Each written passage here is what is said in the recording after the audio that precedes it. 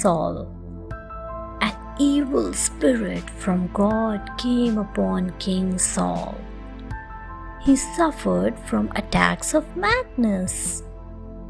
So he asked his servant to get him an accomplished musician who could play music and soothe him whenever he had his attacks. His servant said, "I have seen a son of Jesse of Bethlehem who knows how to play the harp. He speaks well and is a fine-looking man. He is a brave man who loves God." King Saul told him to bring the boy immediately. So the servant brought David, son of Jesse, to Saul's court. King Saul heard his song and was very happy.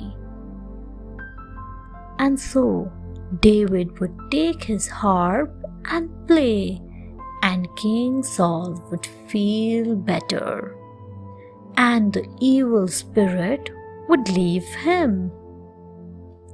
David's music had a calming effect on the king. And soon Saul sent a message to Jesse to let David remain in his service. David and the giant. King Saul's army was fighting against the Philistines. In this army were David's 3 brothers. One day, Jesse sent David to give them supplies. When David reached camp, he saw a giant man stepping from the Philistine army. His name was Goliath, and he was over 7 feet tall. Goliath said, "I challenge you Israelites to send a warrior to fight me. If he wins, we shall end the war."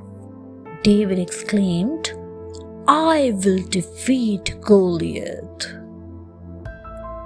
"You are but a boy. I cannot let you go," King Saul said. "Your Highness, I have defeated lions and bears while protecting my sheep. God was with me then, and He will be with me now," David said. King Saul reluctantly agreed. David took some smooth stones and a slingshot. Goliath laughed loudly, seeing that a boy had come to fight him. While he was laughing, David took a stone, put it in his slingshot, and struck Goliath on his forehead. Goliath fell down dead. David in danger. King Saul made David commander of his army. He became very popular. King Saul was jealous of David's popularity. He thought that David would become the king. So, one day, King Saul threw his spear at David. However, it missed. But from then, David was on the run. He could not understand why the king was trying to kill him. One day, King Saul and his soldiers came near the cave where David had been hiding.